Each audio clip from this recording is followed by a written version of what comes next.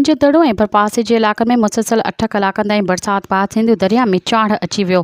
हिकड़ा बचाव बंद बुलहड़ जी पतण वटां कचे में केतिराई ॻोठ पाणी हेठि अची विया। दरगाह नूर शाह वटां पाणी कपरनि खे पाइण लॻो। जत तिरनि जो फसल मुकमल पाणी हेठि अची वियो ऐं बचाव बंदनि वटां पाणी जो दॿाउ बरक़रार आहे। सिंधुअ में चाड़ सबबि कचे जा 30 खां वधीक ॻोठ ऐं तिरनि जो फसल पाणी हेठि अची वियो। ॻोठाणनि ॿेड़ियुनि ज़रिए लॾपलाण शुरू करे छॾी आहे। सरकारी सतह ते ॻोठाणनि खे महफ़ूज़ हंधनि ॾांहुं मुंतक़िल करण लाइ इंतिज़ामिया पारां को बि तहरीक न वरितो वियो। ॻोठाणनि जो चवणु हो त लखें रुपया फसल लुढ़ी विया आहिनि। घरनि में पियल क़ीमती सामान बि पाणीअ में लुढ़ी वियो।